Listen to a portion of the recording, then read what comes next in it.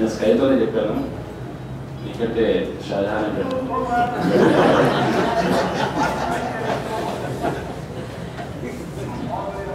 అంటే మనం అనవసరమైన తారతమ్యాలకు వాటికి పోకుండా ఒక 2-3 విషయాలు చెప్పాలనుకున్నాను. ఒకటి, నేను కానీ అఫ్సర్ కానీ ఇక్కడ ఖరీజ్ ఫాతిమా కానీ ముగ్గురు ముందు మాటలు రాస్తాము. ముగ్గురు కూడా కథల లోపలి వెళ్ళకుండా కథా శిల్ప గురించో కథల గురించి చర్చించకుండా ముస్లిం అస్తిత్వం ఏంటి, చరిత్రలో దీనికి ఉన్న సంబంధం ఏంటి, ముస్లిం అస్తిత్వంలోని సంక్లిష్టత, సమస్యాత్మకత ఇవేమిటి అనే దాని గురించి చర్చించే ప్రయత్నం చేశాను. కొద్దిగా వాళ్ళం ఇలాగే ఒక దశలో స్కైబాబుకి అనుమానం వచ్చింది, ఎంత నా కథలో ఏమీ లేదా అందరూ చరిత్ర డిస్కస్ చేస్తున్నారు. కానీ ఈ కథలో ఏ కథ చదివినా కానీ మనం ప్రారంభించగానే మనం వెళ్ళగానే ఒక చాలా పెద్ద ద్వారా తెలుసుకుంటుంది. చాలా అనేకమైన ప్రశ్నలు మనల్ని ఆవరిస్తాయి. ఎందుకు ఈ కథ ఇట్లా ఎందుకుంది, ఈ కథలో పాత్రలు ఎందుకు ఇట్లా ప్రవర్తించాయి, దీని మూలాలు ఎక్కడున్నాయి, ఎక్కడికి వెళ్తే దీన్ని మూల తెచ్చి పట్టుకోవచ్చు అనే చర్చ వెళ్ళి అదొక ఎడతెగని చాలా ఇతర అస్తిత్వాల గురించి కూడా ఇంకొకటి సంక్లిష్టత ఉంటుంది. కానీ ఏదో ఒక మనం సమాధానపరచగలిగే ఇవాళ మనం చెప్పుకోగలిగే ఏదో ఒక సిద్ధాంతం ప్రాతిపదిక ఏదో ఉంటుంది. కానీ ముస్లిం అస్తిత్వానికి వచ్చేసరికి అది ఆ అన్వేషణ అనేది చాలా వేదనాభరితంగా ఉంటుంది. దాన్ని ఇక్కడ సమాధానపడాలి, దీనికి ఎప్పుడు ముగింపు ఉందా, నిష్కృతి ఉందా అనే ఒక సందేహంలో ఆ అన్వేషణ తీసుకుంది. అందులోనే అనుకుంటాను ఈ చరిత్ర గురించిన చర్చ ఎక్కువ చేయాల్సి వచ్చింది.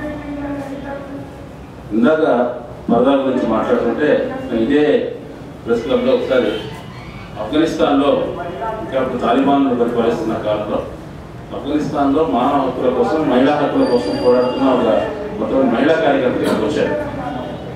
వాళ్ళు పాత కమ్యూనిస్టు ఆఫ్ఘనిస్తాన్ అంతర్గతంగా కమ్యూనిస్టు రెజీమ్కి సంబంధించిన సంఘాల్లో పనిచేసే కార్యకర్తలు. వాళ్ళు వచ్చి తాలిబాన్లు ఎట్లా మహిళలను తక్కువ చేస్తున్నారు, అణచివేస్తున్నారు చెప్పడానికి ఇక్కడే ప్రెస్ కాన్ఫరెన్స్ పెట్టారు. వాళ్ళందరూ కూడా బుర్కాలు వేసుకోవాలి.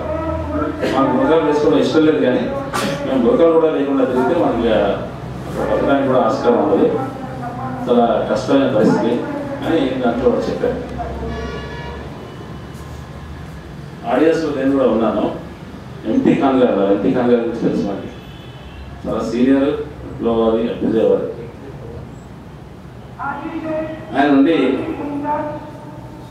బుర్కా గురించి మనం అనుకుంటాం కదా, ఆ నుదుటికి ముక్కుకి మధ్యలో ఉన్న అర్థచంద్రాకార వలయంలో ఆడపిల్లలు ఎంత అందంగా ఉంటారో, ఎంత కవిత్వం వచ్చిందో తెలుసా అని నాకు. అంటే మనుషులు వాళ్ళ నిర్బంధంలో నుంచే, వాళ్ళకున్న స్థితిలో నుంచే దాంట్లో నుంచి ఒక సౌందర్యాత్మకమైన ఎదుర్కోవడం, దాని నుంచి సమాధానం పడటం ఇది జరుగుతుంది. ఇదే మనకు పాలస్తీనాలో హమాస్ సంస్థ వాళ్ళు ఆత్మాహుతి దళాన్ని స్టార్ట్ చేసినప్పుడు వాళ్ళు ఎందుకు ఆత్మాహుతి చేసుకుంటామని చెప్పే వెబ్సైట్ అవుతుంది ఇంటర్నెట్లో. దాంట్లో చాలామంది ఆడ ఆత్మాహుతి దళ సభ్యులు వాళ్ళ ఎందుకు ఆ ప్రయత్నానికి వాళ్ళు వెళ్తున్నారో వివరంగా చెప్పారు. ఎట్లా పాలస్తీనాలో ఇజ్రాయెల్ ఏం చేస్తూ వచ్చింది, ప్రపంచం ఏం చేస్తూ వస్తుంది, ఎందుకోసం తను ఆ పనికి పొడిగడుతున్నామని చెప్తుంది. దాంట్లో వాళ్ళందరూ బుర్కా అనేది, పరదా అనేది ఈ అవిశ్వాసాల నుంచి నేను మమ్మల్ని రక్షించుకోవడానికి ఈ ప్రపంచంలో ధిక్కారంగా మేము ధరిస్తున్నాం, ఇది అల్లాహ్ మేము ఇచ్చే కానుక అని చెప్పారు. ఆ చెప్పడంలో ఎవరికైనా ఛాందసం కనిపించవచ్చు, కానీ కమిట్మెంట్ లేకపోవడం కానీ దాన్ని ఏమాత్రం దాంట్లో ఉండే ఉద్యోగాన్ని మనం తప్పట్లేదు. అంటే ఒకటి ఆచారమా, అనాచారమా, దురాచారం అనేది దానిలోనే దాని నిర్వచనం కానీ దానిలోనే దాని పరిష్కారంగానే ఉండదు. దాన్ని బయట వాళ్ళు మనం ఎప్పుడైతే ప్రపంచంలో మనుషులు మనము ఇతరులు అని మనం నిర్వచించుకోవడం మొదలుపెట్టామో, ఇతరులు మనం ఏదంటున్నారు, మనల్ని మనం ఏమనుకుంటున్నాము అనే అన్వేషణలోకి వెళ్ళాము. ఇతరులు శత్రువులైనప్పుడు ఇతరులు మనలో వచ్చి వేరే చూపించే ప్రతిదీ మనం కావాల్సుకోవాల్సిన విషయం అవుతుంది, మనం ఓన్ చేసుకోవాల్సిన విషయం అవుతుంది. అందువల్ల ఇవాళ అంతర్జాతీయంగా ముస్లిం అస్తిత్వం బాగా సంక్లిష్టంగా ఉంది. ప్రపంచం వాళ్ళని ఛాందస్సులు అంటుంది, వాళ్ళ ఛాందసం వాళ్ళ అస్తిత్వం అనుకుంటారు. ఛాందసమా కాదా మనం జడ్జ్ చేయడం మనం కాదు.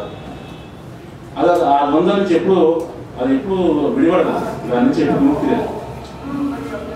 అది లేకపోవడం అనేది వాళ్ళకి అనిపిస్తుంది. ఇవాళ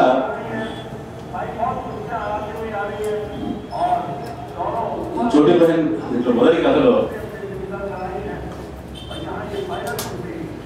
అమ్మాయి రాజీ పడుతుంది. చివరికి అమ్మాయి జీవితం అంటే చాలా ఇష్టం. లోపల నుంచి మాట్లాడుతుంది, అంటే ముస్లింలు వాళ్ళు లోపల నుంచి మాట్లాడుతున్నప్పుడు మాట్లాడే ధ్వని ఎట్లా ఉంటుంది అనేది బయట ప్రపంచపు సోయులు చాలా కథలు దీంట్లో ముస్లింలే పాత్రగా ఉంటాయి. మనకు సామాజిక జీవితంలో అనేక కులాల వాళ్ళు, మతాల వాళ్ళు, వర్గాల వాళ్ళు కలిసిమెలిసి ఏరియాస్ కొన్ని ఎరీనాస్ కొన్ని ఉంటాయి. అట్లా ఎవరి కులంలో వాళ్ళు, ఎవరి మతంలో వాళ్ళు మాత్రమే బతికే స్థలాలు కొన్ని ఉంటాయి. అటువంటి స్థలాల్లో కేవలం కౌటుంబిక సామాజిక స్థలాల్లో జరిగే కథలు చాలా ఉన్నాయి. ఆ కథలో వేరే ఇతర మతాల పాత్రలు ఉండవు. వాళ్ళలో వాళ్ళు మాత్రమే మాట్లాడుతూ వాళ్ళలో వాళ్ళు మాత్రమే జీవనం చేసే సందర్భాల్లో వాళ్ళు పురుషాన్ని ఎట్లా చూస్తారు, ఒక అమ్మాయి ఎట్లా చూస్తుంది, ప్రపంచాన్ని పూర్తిగా చూడాలనే ఆకాంక్ష, చదువుకోవాలి, ప్రపంచం తను పూర్తిగా యాక్సెసిబుల్గా ఉండాలనే ఆకాంక్ష నుంచి ఒక పర్దాన్ని ఎట్లా చూస్తుంది అనేది ఒక కథలో తెలుస్తుంది. కానీ ఆ కథలో ఆమె చివరికి రాజీ పట్టడానికి పరిస్థితులే కాదు. ఈ మొత్తం కథల్లో ఒక్కటి కూడా ఆశావహమైన కథ లేదు అంటే అది స్కైబాబా నిరాశవాది అనుకోవాలా, స్కైబాబా చిత్రించిన ముస్లిం సమాజం యొక్క స్థితి అట్లా ఉందనుకోవాలి. సాధారణంగా అస్తిత్వవాద కథల్లో చివరిలో ఏదో రకమైన ఒక అసర్షన్, ఒక ఆశ, ఏదో గెలిచి తీరుతామనే ధీమా ఉండాలి. అటువంటి ధీమానికి ఏ కథలో కనిపిస్తుంది. కాకపోతే ముస్లిం అస్తిత్వంలో ఉండే ఇంకొక ప్రత్యేకత ఏంటంటే, ఇంట్లో ముందు మాటలు కూడా రాశాను, ఈ సమాజం యొక్క ప్రధాన స్రవంతి కొన్ని రకాల సంవేదనలను అధికారికంగానైనా యాక్సెప్ట్ చేస్తుంది. ఉదాహరణకి దళిత స్థితిగతులు, అస్పృశ్యత, స్త్రీల అణచివేత లాంటి విషయాన్ని వాళ్ళు వ్యక్తిగతంగా ఎటువంటి అభిప్రాయం కలిగిన వాడైనప్పటికీ, వాళ్ళు ఒక వర్గంగా ఎటువంటి ఆచరణ కలిగిన వాడైనప్పటికీ అస్పృశ్యత తప్పు, దళితుల సమస్య న్యాయమైందే, రిజర్వేషన్లు ఉండాల్సిందే, స్త్రీలను అణచివేయడం తప్పు, పురుషాధిక్యానికి ఒక వయస్సు అనే అభిప్రాయాలు ఒక అధికారికమైన ఆమోదం పొందిన అభిప్రాయం. కానీ ముస్లింల విషయంలో అట్లా అధికారికమైన ఆమోదం పొందిన అభిప్రాయాలు లేవు. ముస్లింలు స్వయంగా తాము బాధితులై ఉండి తామే బాధలు పెట్టిన వాళ్ళుగా ఉన్న అస్తిత్వం అనేది వాళ్ళ మైనారిటీయేతర ప్రజలు. మైనారిటీయేతర ప్రజలు ఎందుకంటున్నారంటే మన హిందువులను అనాలా లేదా అనేది మనకి ఇంకా డౌట్. ఇవాళ హిందువులు అంటే ఎవరు?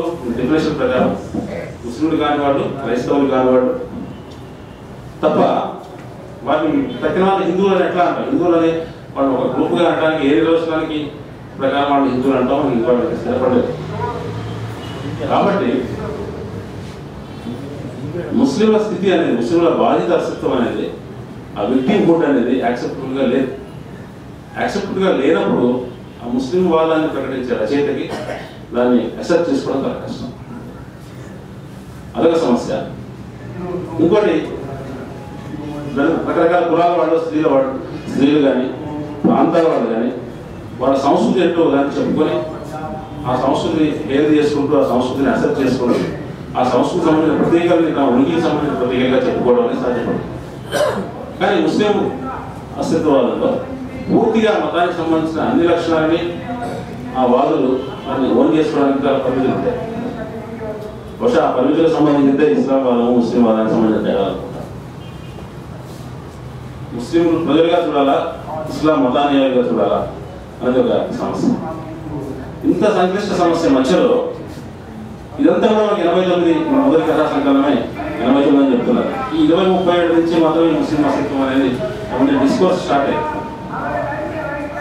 కానీ మిగతా అస్తిత్వాలకు సంబంధించి చూస్తే దళితవాదానికి కానీ, స్త్రీలకు సంబంధించి కానీ, ప్రాంతీయ విమర్శకు సంబంధించిన కానీ అభిప్రాయాలు, ఆ అస్తిత్వవాదాలు కూడా 20 ఏళ్ళ నుంచి మొదలైనప్పటికీ వాటి మూలాలు మనకు జాతీయోద్యమంలో కానీ 1920s, 30s, 40s కూడా ఏదో రూపంలో వివిధ రూపంలో కనపడతాయి.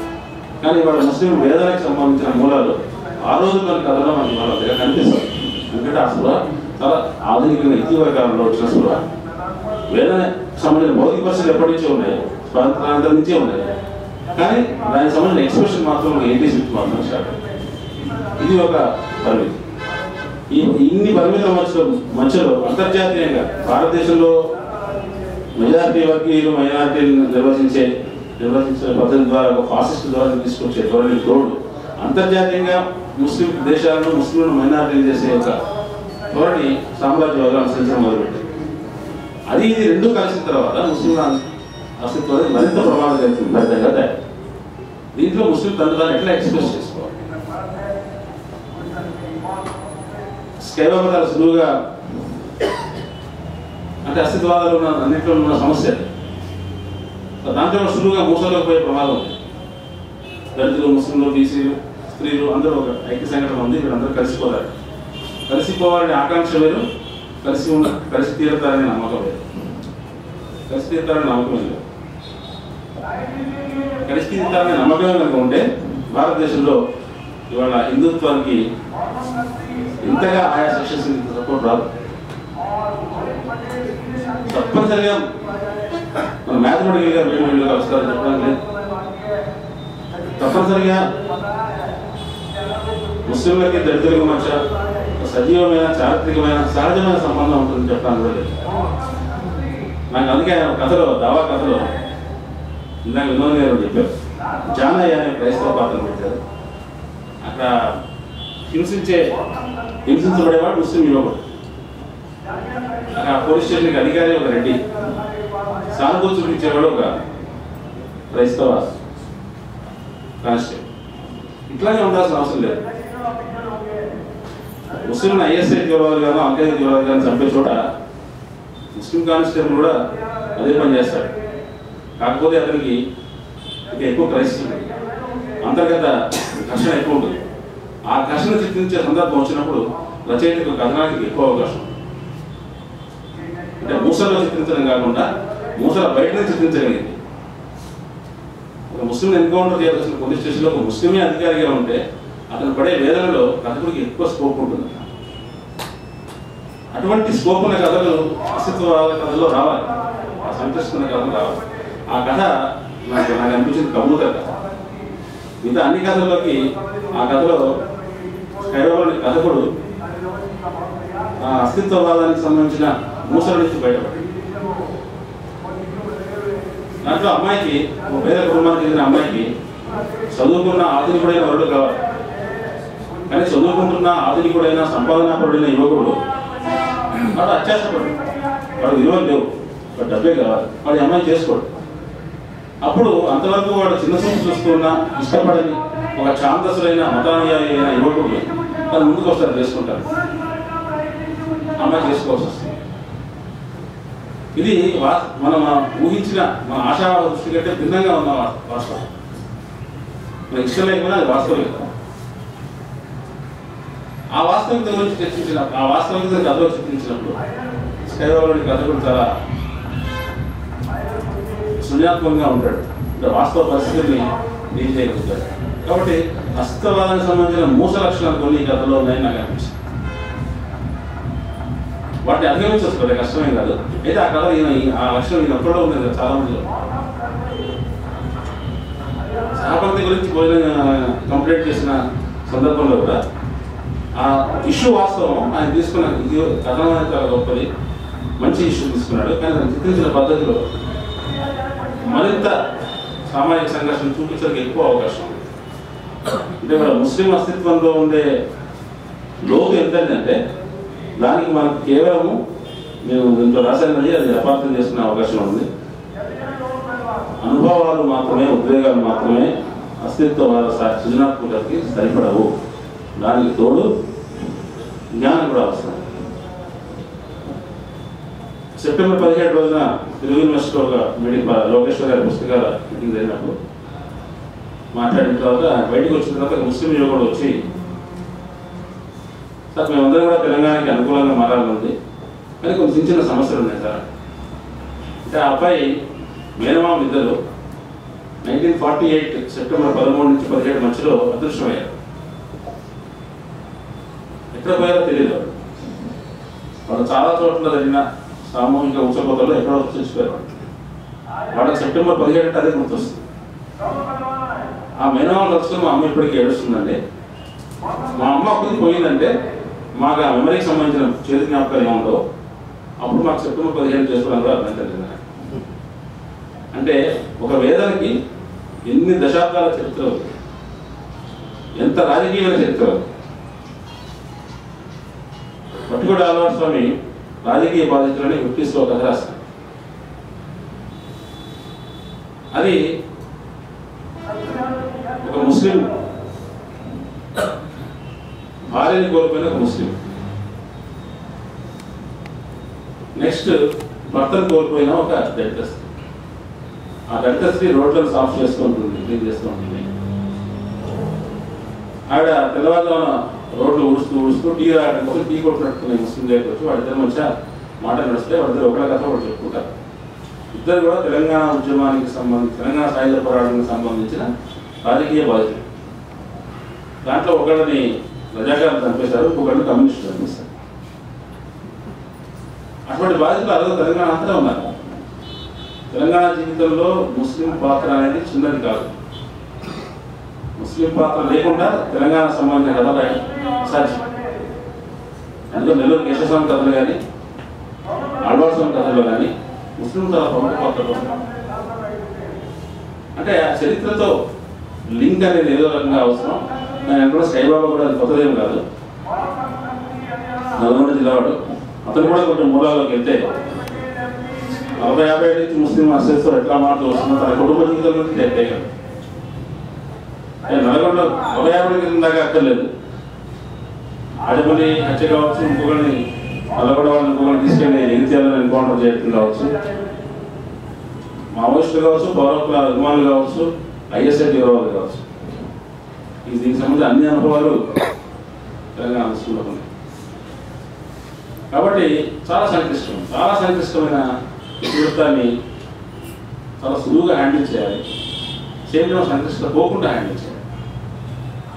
దీంట్లో చాలా కథలు చదివినప్పుడు ముస్లింల జీవితం మనకు బాగా పరిచయం. ఇవాళ పరిస్థితుల్లో తేడా చూపడానికి కాదు, పోలికలు చూపడానికి కూడా భిన్న వర్గాల జీవన సాహిత్యం అనేది రావాల్సిన అవసరం. దీంతో చాలా కాలం జరిగినప్పుడు నాకు ముస్లింల జీవితం ఎట్లా భిన్నమైందో అర్థమైంది. చాలా సన్నివేశాల్లో ముస్లింల జీవితం అందరి జీవితంలాగే ఎంత సాధారణంగా అంటే దీంట్లో ఉండే ఆప్యాయతలు, దీంట్లో ఉండే కష్టాలు, కట్నం ఇష్టం తండ్రులు పడే బాధలు, ఇంకా అన్నాచర్యల మధ్య ఉండే ఆప్యాయతలు, అది అందరి మధ్యలోనే ఉండేవి కదా. అందరి మధ్యలోనే ఉండేవి కూడా ఆ తెలుసుకోవడం కూడా ఎందుకు అవసరం అంటే మనకు తెలియకుండా పోయినా, అసంపూర్ణంగా ఉండిపోయినా, గ్రహణం పట్టిపోయినా ఆ ముస్లిం ముఖాల వెనక ఏముంది, అక్కడ ఏదైనా రాష్ట్రత్వం ఉందా, లేదా అక్కడ ఏదైనా అమాయకత్వం ఉందా, అనాగరికత్వం ఉందా అని భ్రమపడే మెజారిటీ ప్రజలకి లేదు, వాడు మనలాంటి మనుషులే, మనం వాడు ఒకటే అనే ఒక సహానుభూతి కలిగించడం కూడా సాహిత్యం కర్తవ్యం అవుతుంది. ఆ కర్తవ్యాన్ని ఇది బాగా నిర్వర్తించింది. ఎందుకంటే భిన్నత్వం అని చెప్పింది, భిన్నత్వం కూడా ఏకత్వం ఏంటో ఒకటి. ఎందుకంటే ఇవాళ చాలామంది చదువుకున్న వాళ్ళు కూడా సియాసత్ రెహమాన్ లాంటి పేపర్లో చాలా మతత్వం బోధిస్తారని ఇష్టం వచ్చినట్టు రాస్తూ ఉంటారని చెప్పుకుంటారు. ఎందుకంటే మన ఉర్దూ చదవాలి, మనకు అర్థం కాదు. మనకు అర్థం కాని దాంట్లో వాళ్ళు ఏం రాస్తున్నారో ఏం మాట్లాడుతున్నారో మనకు తెలియదు కాబట్టి మనకి ఇష్టం ఉన్నదాన్ని మనకు ఆపాదిస్తుంటారు. అట్లాగే మన నుంచి మనం దూరంగా పెట్టిన జీవితంలో మనకు తెలియదు ఏదో ఉందని ఒక రకమైన అస్పష్టత కానీ మార్మికత కానీ ఉన్నప్పుడు ఆ మార్మికతను ఛేదించడానికి జీవితాన్ని అన్ని పార్శ్వాల నుంచి ఆవిష్కరించడం అవసరం. ఈ అధూరాలో ఆ అసంపూర్ణతని మనలో ఉండే అసంపూర్ణత కలిగించే ప్రయత్నం